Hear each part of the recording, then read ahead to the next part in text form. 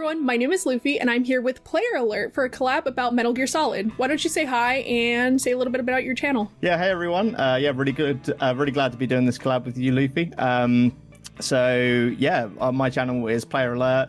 I've been YouTubing for probably about 5 years on and off. This kind of past year, I've really kind of like doubled down on doing YouTube content, and I decided to dedicate my channel to Metal Gear Solid. Oh, nice. So what got you into Metal Gear Solid? So I guess my earliest memory of Metal Gear Solid was I must have been.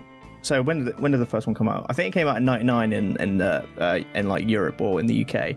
Yeah. So I was born in '92, so I must have been about like, what would that make me, like around 8 or 7 around the time. And I had this like memory of I was going to see my uncle, and I walked in to his house, and he was playing Metal Gear Solid, the first one, and it was specifically the second boss battle with Sniper Wolf. Okay. So like we're in the snowy trees and stuff. I just remember like seeing that footage and then seeing a bit of the codec, like the iconic, especially the MGS one, like the green kind of like teal coloured codec screen. And I was just like, what is this? I was like, I'd never seen anything like it. I've played a few games, obviously, by this time, like a bit of Pokemon, things like that. I was like, what is this? Like, even then, I could just tell it was something like special. I think it's like everyone's first reaction is like, what is this? yeah. That's the thing. It's so like, I've spoken to so many people across like my community on the YouTube channel who have said like, and people have started at so many different points in Metal Gear, whether it's 2, 3, 4, even 5, and everyone just says like it's just, it's something special. It just like hooks you in a certain way. And then eventually I think I had a demo disc of the VR missions game that came with 1. So I used to play the hell out of that, and then eventually got my hands on the first Metal Gear Solid. Again, probably like around, I must have been 8 or 9 years old. And just played the hell out of it, just kept playing it. I think I heard one of those, like, I had a rumor that if you play it like 5 times, you unlock Grey Fox as a character, who was like instantly my favorite character. I've got a t-shirt on today of oh my gosh. with so I'd get Metal Geared up for a collab. And then I've just been obsessed with it ever since, really. Yeah. But how about you? When did you kind of start getting into Metal Gear? I must have been in high school, like early high school, and my little brother brought Metal Gear Solid 2 and Metal Gear Solid 3 home, and I was like, what is this? Like, what is this? Yeah. I want to play one of these. 2 amazing games. Yeah, exactly. And he was like, I'm borrowing these, so we can't keep them for a really long time. We have to play them. And I was like, okay, well, which one do you want to play? And he was like, I want to play MGS3. And I was like, okay, well, then I'll play MGS2. And we took turns, and I would play MGS2, and he would play MGS3. And that's how I fell in love with MGS. We kept those games. We did not give them back. So they ended up staying with us forever, which is fine. But I remember playing hours and hours and hours into MGS3 and not understanding the storyline at all whatsoever. Like, I remember one time my brother told me, he was like, oh, did you know that the snake in MGS2 is actually a clone of the snake in MGS3? And I was like, no, he's not. Like, that doesn't make any sense. That's stupid. No, he's not. So that's how I got into MGS. My little brother stole 2 games from a friend of his, and we ended up playing them for way too long. Hey, sometimes you gotta do what you gotta do to get to Metal Gear Solid. Listen, when you're a child, that's why you don't let your friends borrow your games. You'll never see them again. You would never see them, or they're going to scratch the disc. Yeah. That's how it's going to go down. Yeah, exactly. How did you get into Metal Gear Solid content creation? Yeah, so as I kind of mentioned in the intro, I think it must have been about 5 years ago when I started my channel. And my first ever video, I'm a big fan of the PS Vita. And I was just, one day I was like, I just want to make a video about how good the PS Vita is. And it must have been in like, 2019, around the time.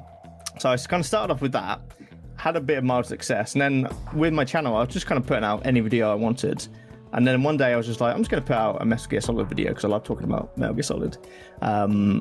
and I think I can't remember what my first Metal Gear Solid video was, but it did like fairly well, you know. I think it was I did a whole video talking about the, you know, Snake Tales in MGS2. Yeah. I did a whole video just kind of like a bit of a retrospective on that. And it did like pretty good with like views, you know, lots of people were commenting, being like really nice in the comments about the video. And I was kind of like, oh, okay, I think maybe I found like my niche here. And then when I really kind of, I did a couple of more videos, and then one day I was listening to, there was a podcast, I believe it's called Shadow Moses Cafe. I'm not sure if you've heard of it. It's yeah, that's right. I don't think they're still active, but there's one of the hosts, they're called Shane, and they were talking about how they felt this kind of like need to keep Metal Gear Solid alive, because around the time, like up until recently, it's kind of felt quite dormant, you know, Metal Gear Solid. Yeah. And I just like felt that in my soul. I was like, yes, like this series, I don't want this series to just like fade away into like obscurity, which it wouldn't. It's way too like big to do that. But I think everyone was kind of feeling that kind of like pessimism about where the future of Metal Gear Solid, you know, where it was going once, you know, Kojima departed from Konami. So yeah, I just kind of I did a couple more videos that did well, and then this year I was like, right, I'm gonna really try and like dedicate myself to my YouTube channel, and my aim was to try and do like a video every 2 weeks, which I've kind of mostly kept up. I've taken like a little short breaks here and there, just to, you know, to try and not get burnt out. But I've loved it. I've like met so many good people on my channel. So many just like, it's just nice to know that there's other people out there as passionate about a series as you. Yeah. And then then I came across your channel and was like, oh, this would be great to collaboration. So how do you, what kind of like compelled you to make Metal Gear Solid content?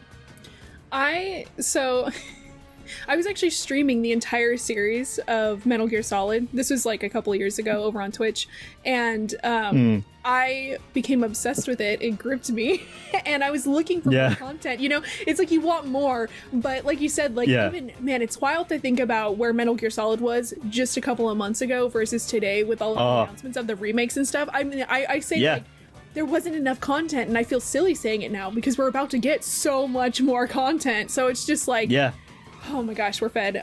But anyway, back in the day, as in a few months ago or a couple years ago, I needed more Metal Gear Solid content, and there's really nothing on, like, there was a few things on YouTube, but I guess I just didn't find the right channels. You know, I didn't see like the content I was looking for. And so I was like, well, I can't be the only one who wants more Metal Gear Solid. So I might as well just make more Metal Gear Solid content, which is why I really try to focus on like answering a question with my videos versus like just talking about the facts of Metal Gear Solid, because that's what I want. I want someone who's gonna like ask questions about the series and then try to answer them or give some kind of like in-depth analysis about something. So that's pretty much how I got into Metal Gear Solid content. I was like, I want more content, and if I'm doing this research, I might as well make it available to everyone else if they want to see it too.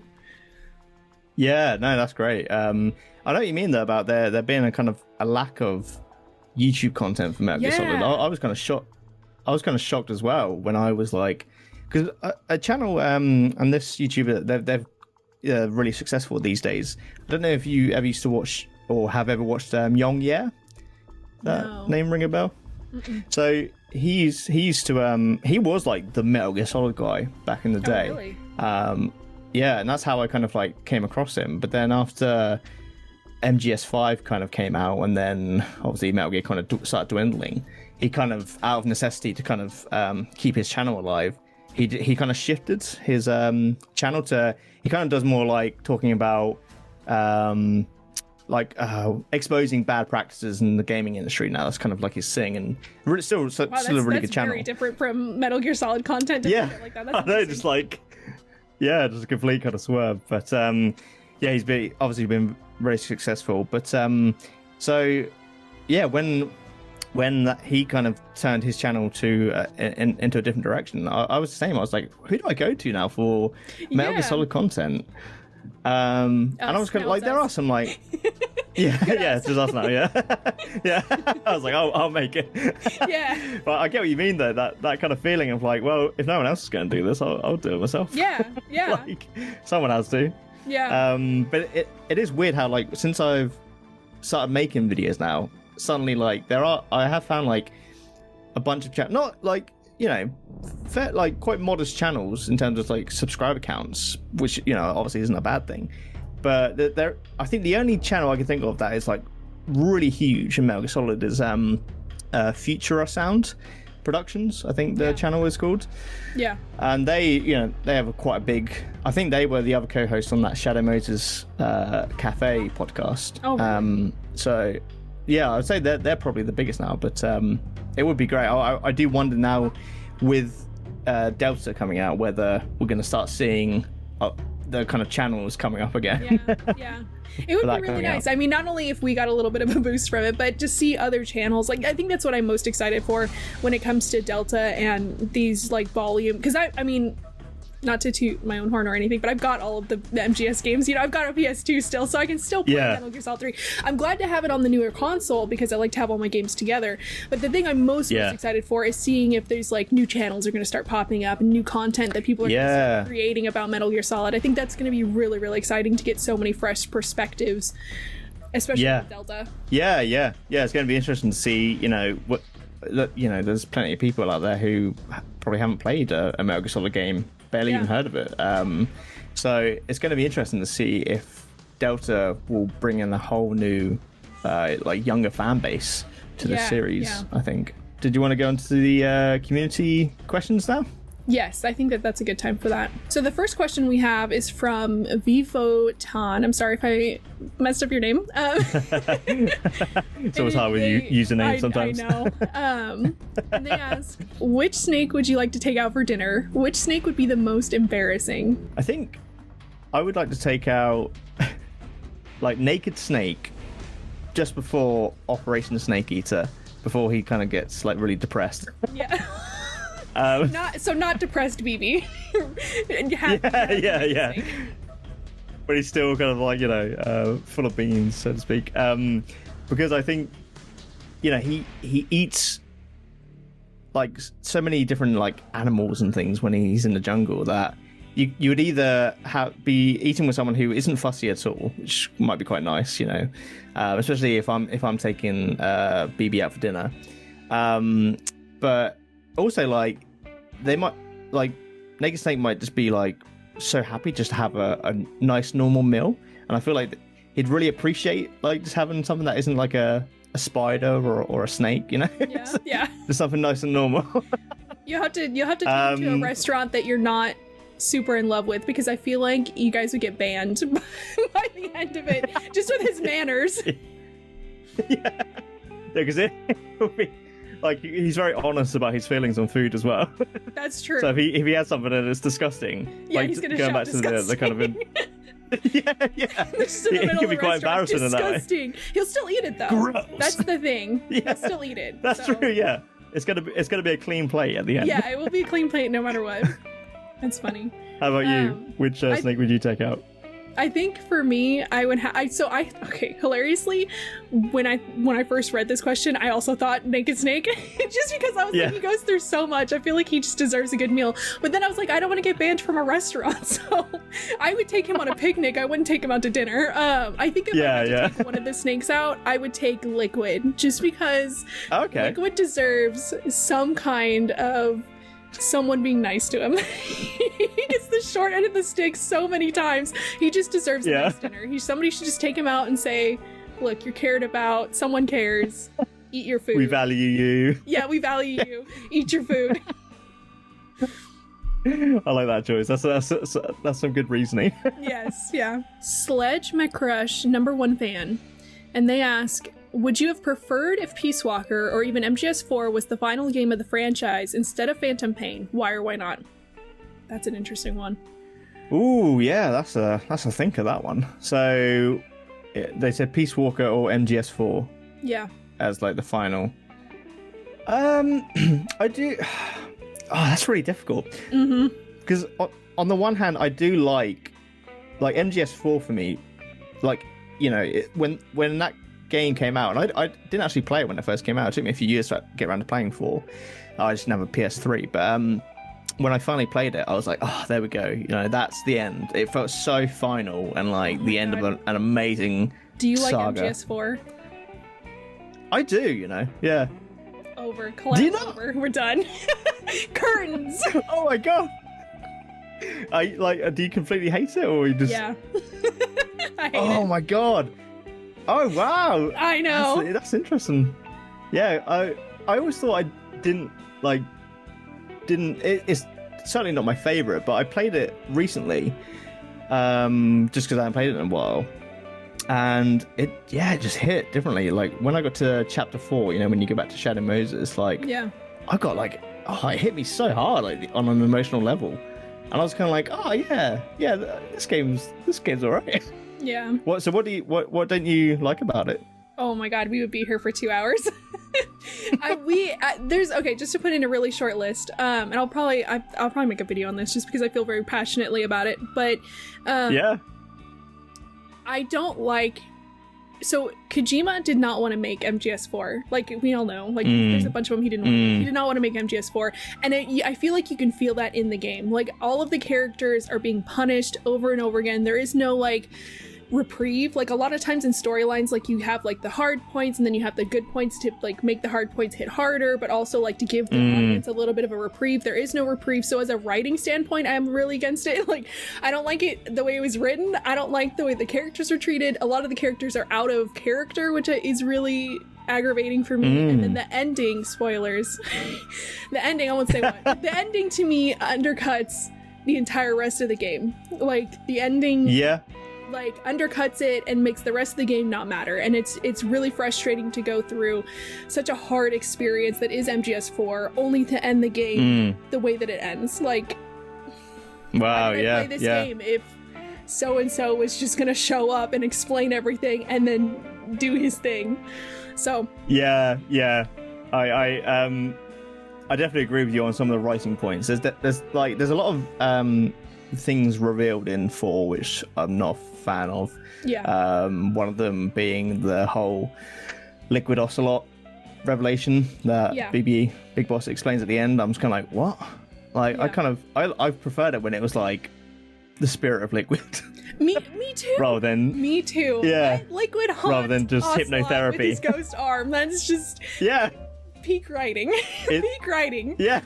It's so Metal Geared, and then just to be no, hypnotherapy to cheat the system. It's kind of really? No, just we have I understand wanting to explain it, but we have things like Psycho Mantis. We don't need to explain the ghost arm. Yeah. It's just a Psycho Mantis. It's just magic powers. It's fine.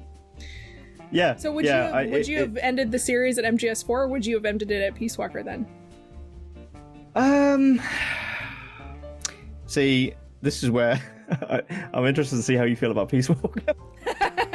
So Peace Walker, for me, I didn't fully click with that game personally. The story, really? On a story, yeah, I think it did great things for the gameplay. 'Cause you can see a lot of the gameplay transitioned into 5, but I just couldn't.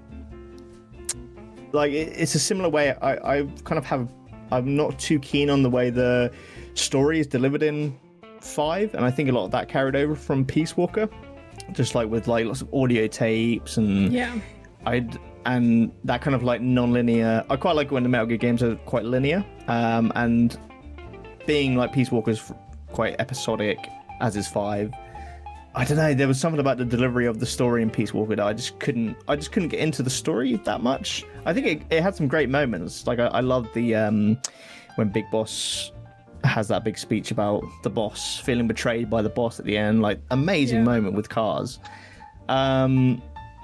But if that has to be the last Metal Gear Solid game, I think I'd prefer 4.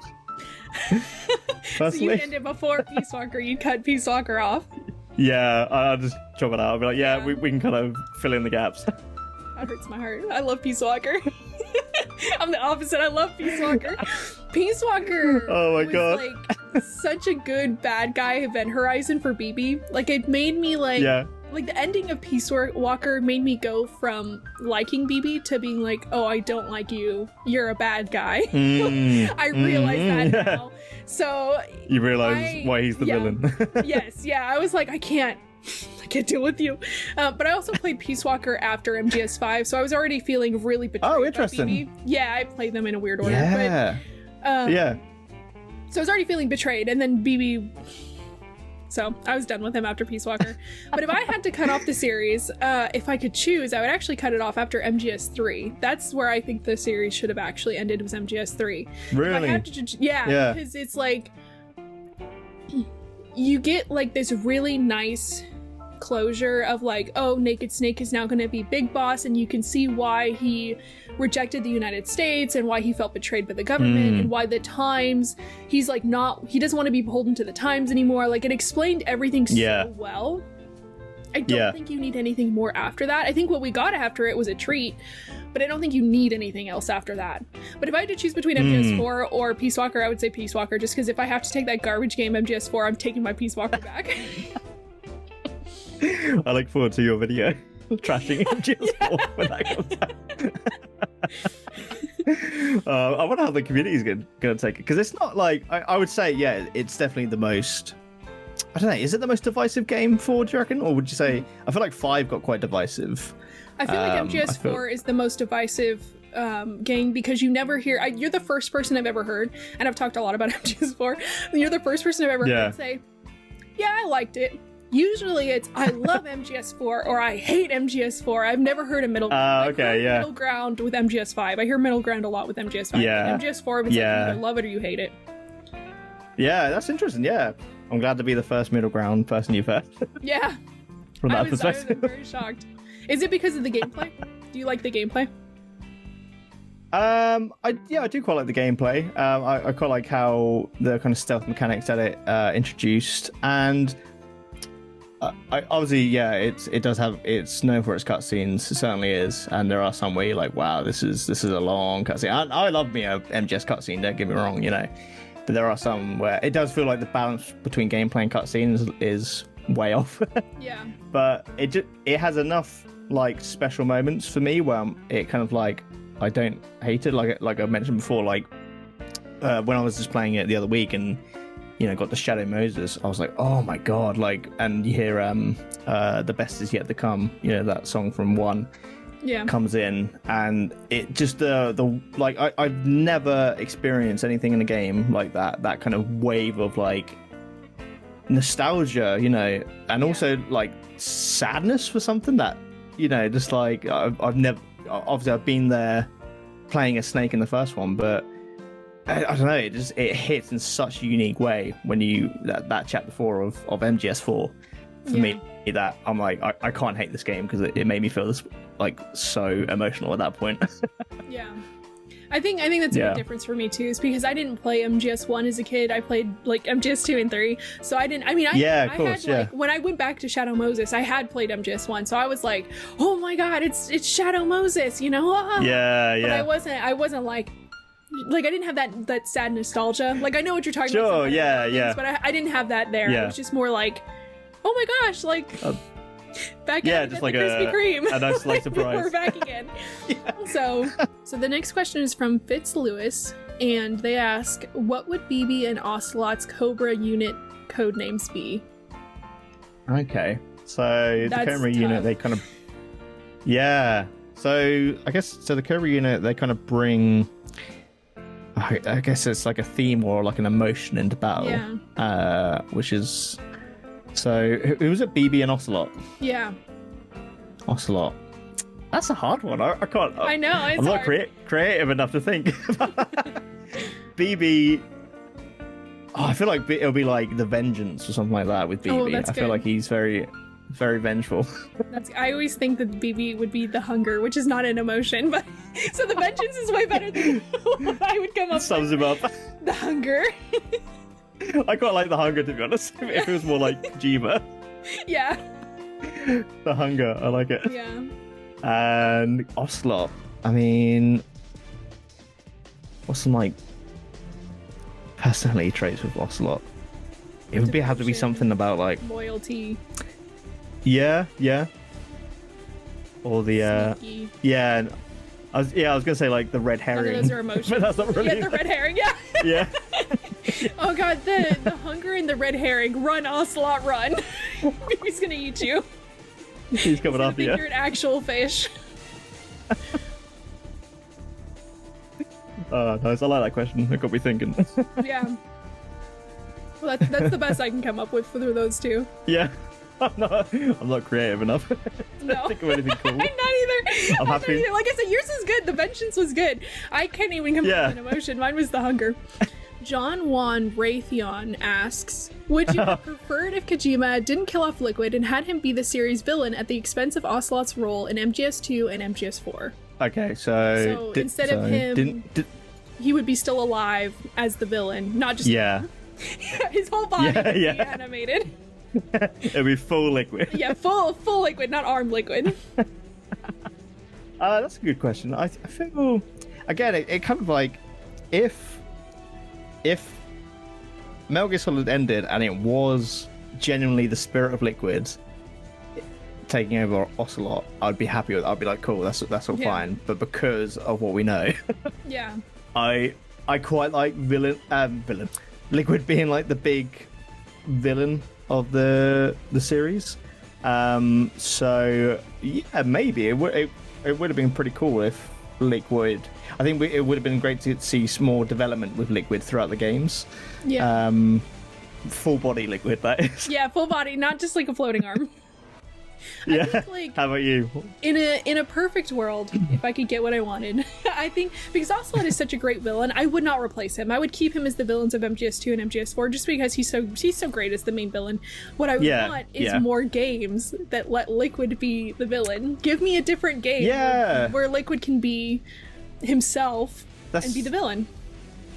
That's true. Yeah, like the best we kind of get is Eli in 5, and he's not even like the main villain. Eli.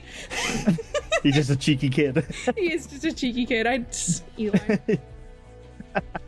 But that's an interesting point. Yeah, Liquid has never been. I'm trying to think. Even in something like the more non-canonical games like Acid, I don't believe Liquid shows up in those games. No. He so I read somewhere, and you may have read this too, but Kojima really regretted killing off Liquid. That's why he comes back as a ghost arm. He wanted really? He kills him. Yeah, he kills him off so definitively that he could not really think of a way to bring him back. And he didn't know he was going to be so loved. Like Liquid was so loved that Kojima was like, "Oh man, I wish I would have like milked that a little more." But I created an amazing villain. Yeah. But I mean, if we go by Twin Snake's ending, Liquid dies like 3 times in a row over and over again right in front of you, so you can't bring him back after that. You just gotta take the arm and get possessed by his ghost, I guess. He found some kind of way to bring him back again. The best he could. In there. Yeah, just say they stole his arm. Yeah. From Dollarino Jones, and they ask, going to doubt you've played it, but are you familiar at all with the plot aspects of Portable Ops? Even if only in passing, does anything you've heard about it secondhand particularly interest you? So, if you've played Portable Ops, I am just gonna ask. I have not played it. Please don't do any spoilers. I don't spoil me. Okay. I mean, to be honest, I played it. Completed it. I played it. I kind of started playing it again quite recently. Do you still have a PC? And when I was playing it recently, I was playing it on my PS Vita, but I did buy a second-hand PSP just recently because I kind of wanted to play Metal Gear Acid again, just to give that another go. Because I only played it a little bit back in the day. And I know it's not like the most beloved Metal Gear game, but the idea of like a tactical Metal Gear Solid game sounded pretty cool. So I was like, I kind of want to play that. But going to Portable Ops, so they asked, is there anything about like familiar with the plot at all? Yeah, if anything interests you. So I guess what do you find, without giving spoilers, what was the most interesting parts of Portable Ops? It's so hard to say without I know, it's quite a restraint. I would say I like there's a bit of character development with Big Boss that I think is quite an interesting. It explains why he goes on the path that he does, or why, or the tactics that he uses. There's a character who. So, yeah, that's all I say. I don't want to spoil it. I think that's interesting enough. I think that's really interesting. I didn't know that about. I know almost nothing about Portable Ops because I want to play it, so I've been pretty good about not seeing spoilers. So yeah, I think the only thing that I know of Portable Ops is that Ocelot is in it, I think, and that's really interesting to me because I always want to see more development between Ocelot and BB. We never really see Ocelot working with BB. Spoilers for MGS5, but we don't see, like, in MGS5 he's not working with BB. So we don't ever really see him working with him, and I'm really interested to see that kind of like character dynamic between the two of them. Yeah, I will say it's not as much as you might think, unfortunately. It's kind of more, from what I remember anyway, this might just be my bad memory, it's quite in the background, that kind of Ocelot involvement. I'm not that surprised. There's a younger version of a character. There is a younger version of a character, which is kind of cool to see working with Big Boss. So maybe that could intrigue you to play it. That's very intriguing. I got to get my hands on a PSP so I can play Portable Ops one day. I'm going to do that. Or maybe in Volume 2, they'll bring it to Volume 2. Who knows? And maybe. Waited long enough for Konami to actually do something about these titles. Yeah, if they could do a nice remaster, that'd be great. If they could do like a Peace Walker style remaster.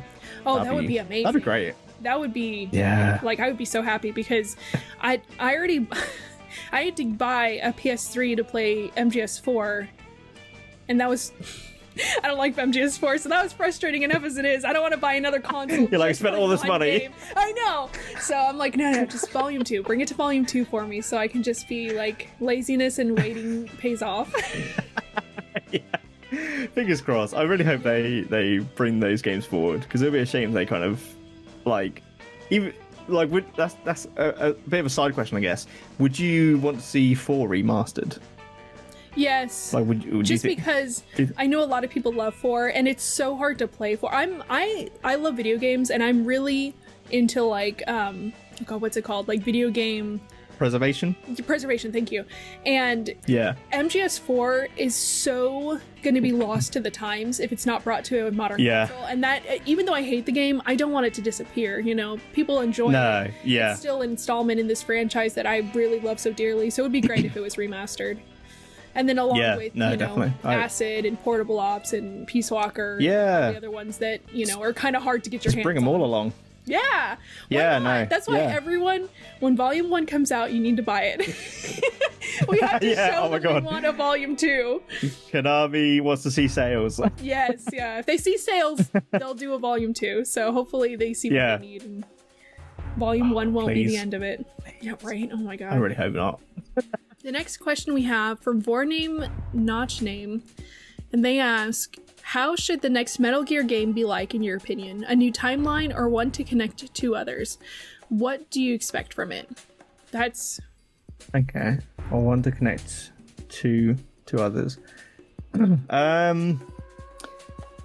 Okay.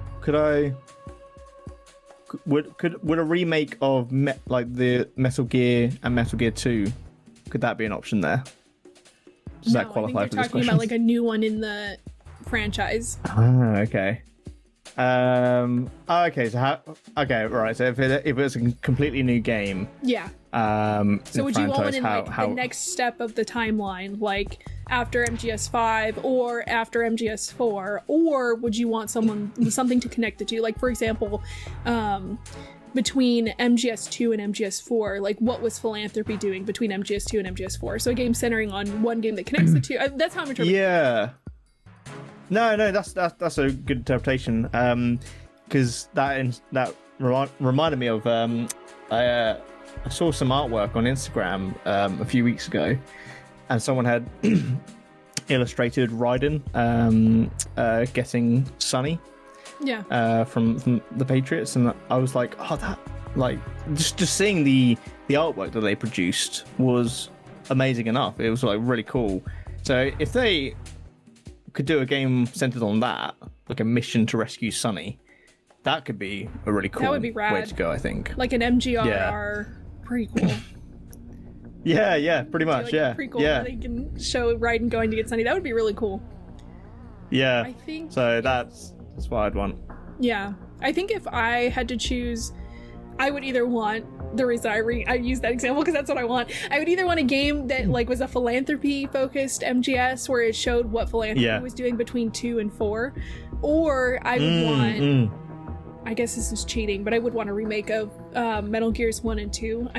I mean, technically, the next step in the timeline, and a remake, you know. yeah. But that's what I would be most interested in. Same, yeah. I'm exactly the same. If there's any project I'd want, it would be remakes of Metal Gear 2, because I think you know, knowing what we know from 5, it would be so interesting to see the endings of those games. And it would be so easy to make these games so impactful. People have talked about, and it would scar me for life. It would scar me for life, but I would want it anyway. People have talked about where if you had like a Metal Gear 1 and 2 remake, where if you played it on the same console that you had like MGS5, they could pull the data from your people on your base, so you're fighting your own people. Oh my god! Have you not heard this? Oh my god! That'd be so good. Yeah. It would be so good, but it'd be so heartbreaking. I would be like, oh my god, Ivory Skull, no! And then, you know, you have to like kill them or whatever, incapacitate them, and you're fighting your own people. So I would love a Metal Gear remake like that. That would be heartbreaking, but in a good way. Oh yeah, that's such a good idea. Oh my god, I can't believe I've never heard of that before. That's like genius. That's like the thing I hear. Yeah, like kind of like progression or like save file transfer. Yeah, that'd be so good. Yeah, but yeah, I feel like with Metal Gear 1 and 2, I feel like those are somewhat safe remakes for Konami to try, because I think there's not. I might be completely wrong. There's not as much attachment to those games as like the Solid series. Yeah. So I feel like people would be happy to have those games fleshed out a bit in the story and the characters development. I agree. I think it would be, not only would it be safe for those reasons, but you would also be bringing this like people have, I don't know if you've seen this online, but I've read a few articles on it where people are talking about how like stealth games are dying. They're like dead because of Metal Gear Solid. Like producing new games, and like the only games left that do like stealth are like Splinter Cell, which is not really accessible to every gamer. Those are pretty like advanced games, so like hardcore. Like they're more difficult to play.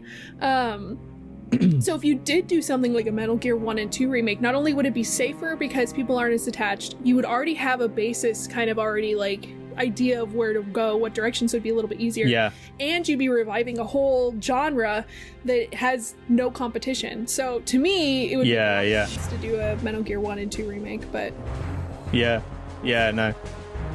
Hopefully. It's going to be interesting to see, depending on how well Delta does. Yeah. Fingers crossed. Yeah, I know. I'm so cautiously optimistic for that game. Like, I really want it to be good, but I'm not sure if it will. Anyway. Yeah.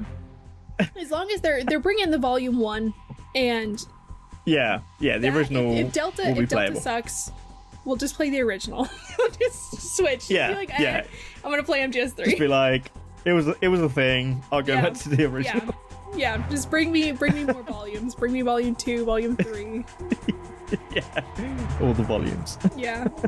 Okay, so Volt asks, what do you think MGS5 could have been and / or looked like if Kojima had the appropriate time to finish Chapter 3, and if you think it would have been better or worse for the game itself to include another chapter?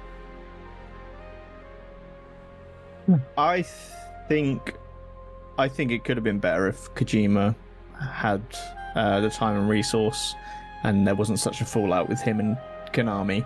Because I do feel like Eli's story just falls off a cliff, and obviously we had the kind of like 30% rendered version of Mission 51 and where that kind of goes. But it is a shame that we didn't get to play that, and I'll be interested to get your thoughts on like Act 2 of MGS5, because there's a bit like of mission replay stuff that was thrown in there, and like some of it was fun, but I've spoken to so many people, like people who aren't even like huge MGS fans who played 5, and so many people just fell off at Act 2 because they were like, I'm just replaying missions that I've already played, and they felt like the structure just really fell off. And I think a big part of that is because of the massive falling out towards the end of development, and it felt like they were like, well, we need to get this game together and dispatch it, so just do what you can and then get out the door. Yeah. So I think if he had more time and development time, I think it would have been better. Yeah. Personally. What about you?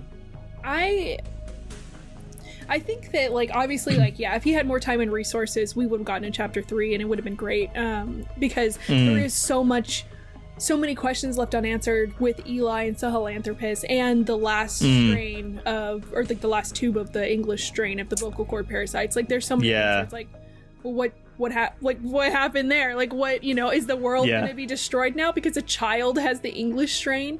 I think, like, I think about that sometimes, where I'm like, bye, Liquid. like good luck, and then we get MGS1 where clearly he does not have the English strain of the parasite. So I was like, so something either happened to it. He lost it because he's a child and children lose things, or like it got destroyed. I don't know. So I think, like, obviously we would have gotten more. To talk about the structure of Chapter 2, like you had asked, I understand people's frustrations with, like, I think it's okay. I have 2 opinions about Chapter 2. I have 2 opinions about it. Okay. One, I think it's really too bad that there's a lot of people out there that never got the true ending because they didn't know that it existed, or they didn't have the patience to slog through all the missions or listen to the tapes, or, whatever else you have to do to trigger that ending. Or, like, just didn't have Quiet because they were like, no, I trust Cause, so I'm gonna kill Quiet. Like, I almost did. I've always wondered, like, what happens? Oh my god. And here's the thing, like, I think this game grew way bigger than Kojima could have, like, wrangled. I think that, like, if he had all the time and resources in the world, we would have seen things like, if you killed Quiet, there would have been actual consequences for it, instead of her just not being there, like, and not getting the true ending. Like, it would have been cool to see, like, actual consequences for doing that. But yeah, for the Chapter 2, I think it's too bad that there's so many people who didn't experience the true ending, or, like, had to look it up and not, like, get that personal experience with it, just because it was so frustrating to complete it. And then for 2... I actually kind of like how repetitive and frustrating Chapter 2 is. Right. I like that you have to keep redoing the same missions over and over again. I think it's very, like, I think you can I don't think it was meant to be explained this way, but I think you can explain it where you can say, like, Venom Snake has to do these missions, and they can start to feel really repetitive for him because his heart is not in it, since he's not, spoilers, but he's not, BB. He's going through the motions as his Phantom, and you, the player, are going through the motions also, just trying to get towards this, like, intangible goal, just like how he is. So I think it puts you in Venom's mindset, and then you get the true ending, and I think it hits harder because of that. But I'm kind of a fan of ridiculous stuff like that. When Kojima was like, I wanted the Ends boss battle to be 2 weeks, I was like, what? It's not 2 weeks? Like, I was like, I want a 2-week long boss battle. So I like stuff like that. Yeah, no, I like your kind of reasoning for it. Actually, it kind of puts it in a like a different light. When you think of it that way. So yeah, no. it's a good like way to think about it when you're playing that chapter. Yeah. That's how I think of it. Next question we have from Knuckles, and they ask, honest thoughts on MGS4, and did the ending serve fairly to the franchise in general? I guess it's such a like, I know you're probably like, nope, definitely not. There's certain aspects I like, but there's a lot, like the whole trying to explain everything, I think did the franchise a disservice in the end. Like, I think, like, just saying nanomachines for everything. Yeah. For everything kind of a bit mystical was a bit of a cop-out from Kojima. Yeah. Like, I was okay with Vamp just being a vampire. Like, Yeah. Like, I didn't need Vamp to have all this, like... nanomachines that are healing. Nanomachine, like... Yeah, this like that was a bit disheartening. I was like, oh, I quite like the whole just believing that Vamp was a vampire. Yeah. Like, just stuff like that. It just took a bit of the mystique out of Metal Gear, I feel, when it was just nanomachines were just thrown at everything. So I guess, did it serve it overall? Probably not. Despite me liking the game still, there's definitely a lot of stuff where I was a bit let down by. Again, the liquid ocelot thing was a bit like, oh, Yeah. okay. I guess that's how we're gonna end it there. Yeah. I feel the same way. I don't think it served the franchise, and I think it was also sorry, but I think it was lazy. Like, just sitting there, like, I know that, like, Metal Gear has a lot of cutscenes and they tell you a lot of things, but it's not, to me, I wouldn't describe Metal Gear Solid cutscenes as, like, telling you things. Usually it's, like, a lot of exposition that you have to pick through to, like, find the kernels of truth, or, like, interpret things. Like, the boss's speech is a really good example of that, where you have to try and interpret what she's saying, and then Eva comes along and kind of explains a little bit more, so you get a better perspective.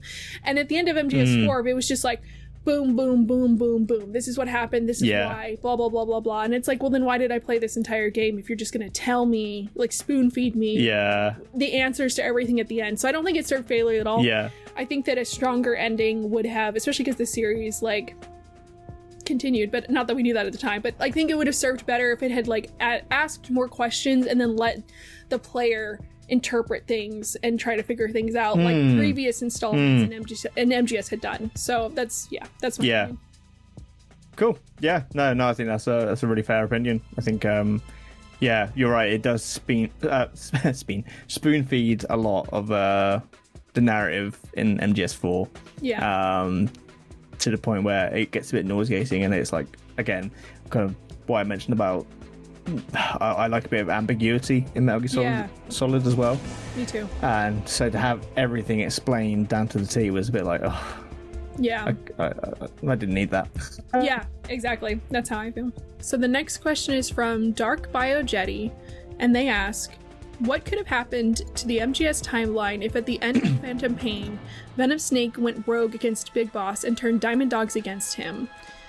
After he found out the truth, would Venom have changed things or failed and ended up like Solidus as a forgotten part of history? I guess, like, I think Venom could have made an impact to the MGS timeline, being that he has, like a private like militia on his side.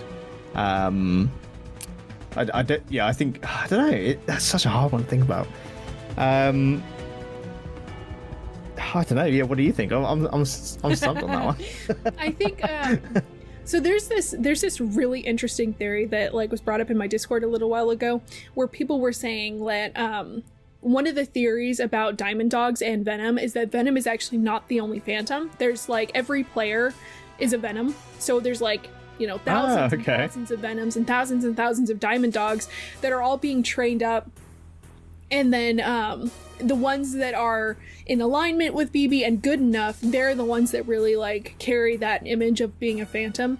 And then you have the other ones that are, like, may go against him or may, like, just not be good enough or whatever, and then they get taken out by other Diamond Dogs and Venoms, and that's what the whole FOB system is. So everyone who has their own interesting, FOB, you're actually attacking another Venom and you're testing their mettle. And so if they're not good enough, you steal their stuff, and then, like, their stuff gets ruined.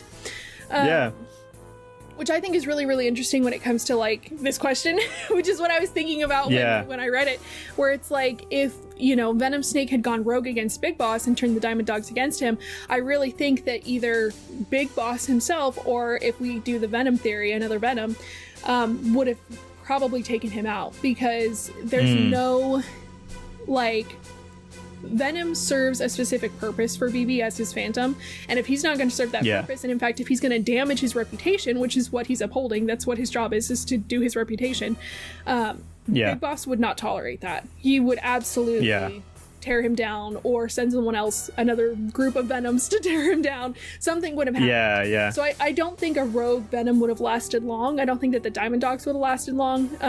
Even if we look at the Metal Gears, like, let's say in Metal Gear 1, Venom was going rogue, he would have sent Solid Snake after him. Like, something would have happened where Venom wouldn't have lasted long had he gone rogue. Yeah, I was going to ask, like, how do you think Big Boss would take down Venom if he had to do it himself? Do you think, you kind of mentioned it just there, but do you think he would kind of infiltrate Diamond Dogs himself, or do you think he'd raise a militia kind of I think against he would have Diamond raised Dogs. a militia. I can't really see Big Boss doing it himself. I can't see Big Boss putting himself in danger like that of coming up against someone personally who's supposed to be him. Because if somebody sees it, an outside party sees Big Boss and Venom at the same time, the illusion's broken. So I don't think he would have done it personally. He would have sent someone. Same, I think so. Because I think at this part of the timeline, Big Boss is he's playing it very careful, and he's kind of realised that he has to kind of be more in the shadows to win this fight, so to speak, rather than kind of being at the forefront, with the gun and being the action hero, so to speak. No, I agree. Well, that's all the questions. Thank you so much for putting your questions in for us to kind of take a look at and answer. This has been a ton of fun. Thank you so much for joining me, Player Alert. This has been just a ton of fun. Everybody check out his channel just to see more Metal Gear Solid content, which I know we're all still so desperate for, even with the Volume 1 and the remakes coming out. Please check out Player Alert's channel for the other half of this interview. We'll have it linked down in the description below and in the pinned comments, so please check it out. Brilliant. So thank you to my community for the questions, and thank you, Luffy, for agreeing to do this collab. It's just been a blast just talking Metal Gear Solid with someone as passionate about it as I am. Yeah, thank you. Everyone have a good rest of your day, and I will catch you all in the next one.